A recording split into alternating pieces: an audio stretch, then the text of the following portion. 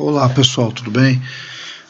Vamos falar um pouquinho sobre a hereditariedade humana e a gente vai abordar agora o sistema ABO e fator RH que estão ligados aos tipos sanguíneos, ok? Então primeiro aqui uma imagenzinha para ilustrar, ó. A gente tem os 4 tipos sanguíneos, estou passando aqui caso alguém não saiba, aí a gente tem o tipo sanguíneo O, A, AB e os tipos sanguíneo B, ok? Vamos aprofundar um pouquinho nisso aí. Os tipos sanguíneos, a gente precisa saber alguns termos importantes sobre eles, ok? Termos bem importantes aqui, ó. Então vamos lá, vamos entender o que é antígeno. O antígeno é qualquer corpo estranho que esteja no organismo. Então pode ser, por exemplo, um vírus, pode ser um tipo sanguíneo que não está de acordo com o seu, que não é compatível com o seu. Pode ser qualquer corpo que entrar no seu organismo, que seja um corpo estranho, é chamado de antígeno. Um corpo que tem o formato de proteína, ok? Então, que tenha vida ou relacionado a ela, assim, né? Vamos dizer assim, né? Então, qualquer corpo estranho no seu organismo é um antígeno. Quando o seu organismo detecta um antígeno, ele começa a criar anticorpos, tá? Os anticorpos são as proteínas de defesa contra esses antígenos aí. Então, os anticorpos, eles surgem justamente para combater um tipo de antígeno. Então, por exemplo, se você, que nem agora que está em moda aí, né, o Covid-19, né, um problema atual aí, Covid-19, então o nosso corpo, o Covid-19 é um antígeno, tá? O coronavírus é um antígeno, Covid-19 é doença, desculpa. O coronavírus é um antígeno, aí o organismo vai produzir anticorpos para combater esse antígeno, ok? Aglutinação é quando quando acontece alguma falha, algum problema no sangue, ele começa a sofrer danos nas hemácias. As hemácias são os glóbulos vermelhos, ok? Os aglutinogênios são as proteínas presentes no sangue. Então, por exemplo, o sangue A, ele tem uma proteína que chama A, que foi batizada como A, que é o aglutinogênio A, ok? O sangue B tem tem o aglutinogênio B, tá? E as aglutininas são os anticorpos contra alguns aglutinogênios. Então, por exemplo, o sangue B, ele tem o anti-A, então ele não aceita o A no sangue dele, e vice-versa também, o sangue A ele não aceita o B, ok? Olha essa tabelinha aqui embaixo, ó. O tipo sanguíneo A, ele tem a proteína A, o aglutinogênio aqui é a proteína, tá? Então ele tem o aglutinogênio A e ele tem um anti-B, ou seja, ele não aceita sangue B no organismo dele. O sangue B, ó, ele tem o aglutinogênio B, ou seja, ele tem a proteína B, ele não aceita o A, tá? O sangue AB, ele tem as duas proteínas, então ele não tem problema com nenhuma. Se ele tem as duas proteínas, ele não pode ter nem anti-A nem anti-B, porque ele tem as duas proteínas presentes. E o sangue O, ele não tem nenhuma das duas proteínas, por isso que ele tem o anti-A e o anti-B, então ele não aceita nenhuma das duas aqui, ok? Então, a primeira coisa que a gente tem que saber aí sobre o sangue.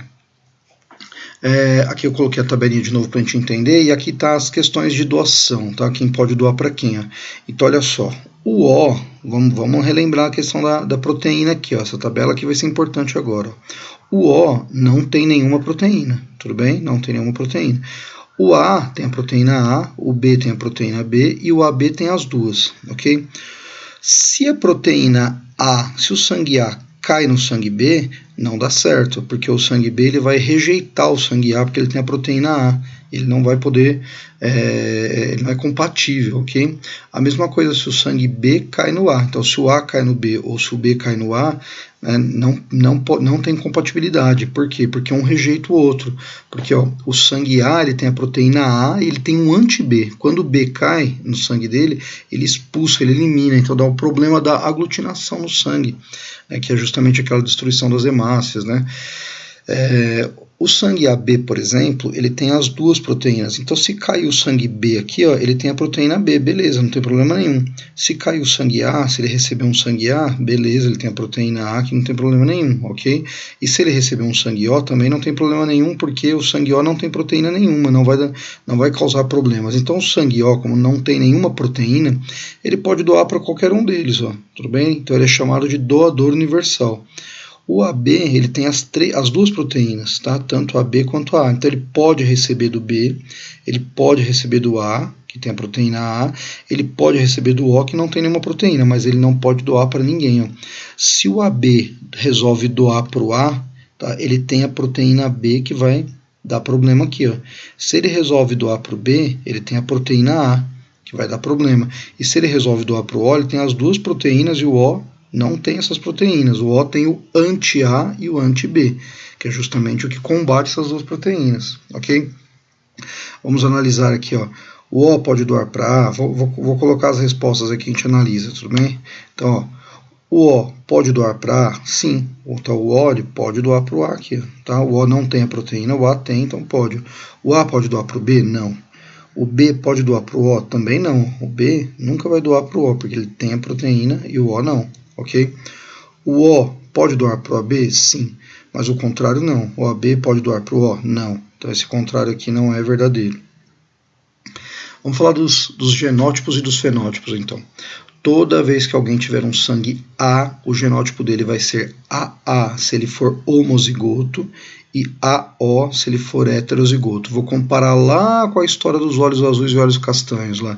Então, quando a pessoa tem olhos azuis, ela é azinho homozigoto. Né? Ou ela pode ser heterozigoto se ela for azinho. Aqui a gente vai usar duas letras, tá? Porque a gente está falando de 4 fatores diferentes. Então, para o tipo sanguíneo A, ele é AA ou AO, tá? O AO aqui, ó, é heterozigoto.